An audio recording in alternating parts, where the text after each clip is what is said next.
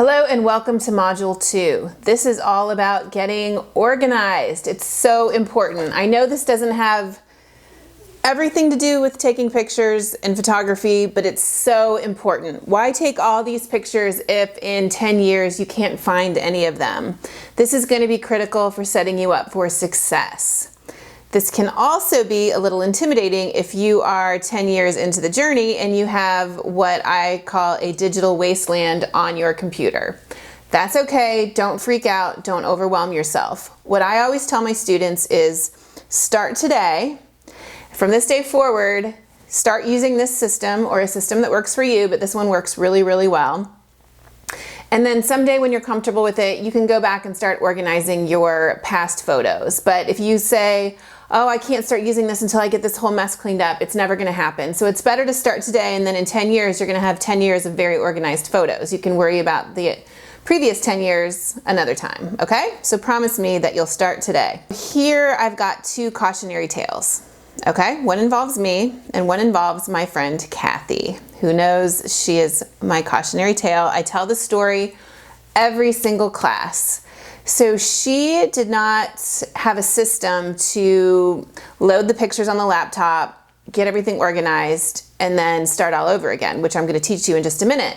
So she had a big card that had all of her pictures from the entire year. So some of these cards, if you shoot in JPEG, you can put thousands and thousands of pictures on there and never have to take it off. So what happened was she had Christmas on there, birthdays. She pretty much had an entire year on her camera. And then one day at a swim meet, someone stole her camera. So they didn't just steal the camera, they stole everything, all the memories that were within that camera. So I tell that story because I don't want that to happen to you.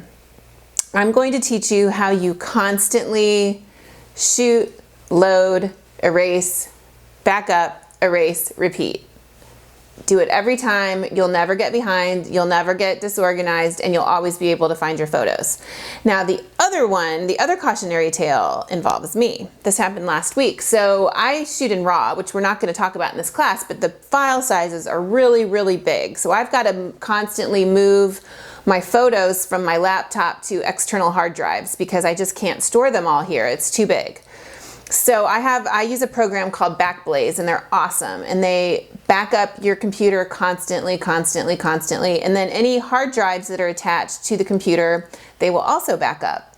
So I get an email that said, hey, we haven't backed your hard drives up in 30 days, and then after 30 days they get deleted. They think that you're no longer using them, so they delete it. So they send you reminder after reminder, hey, plug in your hard drives, plug in your hard drives. So I go plug in my hard drives, and I cannot find one of the hard drives. I look everywhere. I cannot find the hard drive. So I'm like, oh my gosh, what do I do? They tell me to turn off my backup so it doesn't get deleted. It freezes it. And then I was able to order another hard drive, and they just sent it to me with everything on it ready to go. Fortunately, I ended up finding the hard drive and I could cancel that. But if disaster would have struck and I really had lost that hard drive, they were going to be able to send me a new one. Easy peasy, and it's very affordable. So it's so important to have a backup. I had another hard drive go down on my I had an old computer, and one day the hard drive just died. Fortunately, I was backing up my pictures to Carbonite. That's another great service. And that had all my pictures from 2004 until 2013. Can you imagine if I would have lost those off the hard drive? I would have been devastated. And I don't want that to happen to you. And I know many, many people don't have their pictures properly backed up. So with that cautionary tale, let's get into the lesson. So it's really important. Back in 2004, when I first got my very first digital camera, I took a class and they taught me this method, and I've used it ever since, and I want you to try it. So the first thing I do is I go out and I shoot whatever I'm shooting, whether it's Christmas morning, whether it's the soccer game, whether it's a swim meet, whether it's products for my blog. Whatever I shoot it. And then I come back and I import the pictures into my computer. So whatever system you use, I use Lightroom. For I think 10 years I used Windows Photo Gallery, and they got rid of that program. I was very not happy, but it allowed me to import, rename, put in a file, boom. lot of people use iPhoto. Whatever you use, develop a system that works for you, and every time you go out and shoot, come back and import your pictures. I then make sure they're backed up. With Backblaze, it's constantly backing up my hard drive, always. If it's connected to the internet, it's always I don't have to think about it, I don't have to worry about it. If something happens where it's not backing up, it gives me a warning. So, and it just runs in the background, it doesn't slow down your computer, it's great. So I highly recommend an automated backup. And I think it costs $5 a month. So $60 for the year is nothing. It's so worth it. And then I put my card back in the camera and I format it, which means I basically wipe it clean and I start over. And I do this each and every time. And then I have a system in the way that I name my pictures. So let's go ahead and take a look. This is what we don't want to do. If you can see on here, I've got an entire screen full of DSC 09288, DSC 0299, whatever, DSC. Okay. How are you ever going to be able to find your photos if they are in a big bucket, all named with the camera default file name? Don't do it, okay? Just don't do it. Here's what I want you to do, starting with today. I want you to make a folder called 2018. Now you'll notice on here I've got 2004, 2005, 2006, 2007. This is a real file system. This is what I use and this is what I've been using ever since 2004. Okay? And then you're going to do this once a year. You set up the year folder. You do it once, boom. Then when you import your folder, your files, you're going to use your program and it's going to say, where do you want to import them? I want to import them into my pictures folder. That's already set up on your computer on both Mac and PC. And then I've created a 2018 folder. So I want to import it into pictures, 2018, and then I want to call the file that I'm going to put those pictures in by the year, the month, the date, and then a description. And the description is very important. The description just needs to be what you are going to think of 10 years from now when you're looking for that photo. What are you going to look for? What is it going to be called? So in this case, I'm looking for Bailey's birthday in Dayton. I know that he turned whatever age in 2007, so I can go to my 2007 folder. Pretty sure it was in the spring. Oh, I see it's in March on 3rd.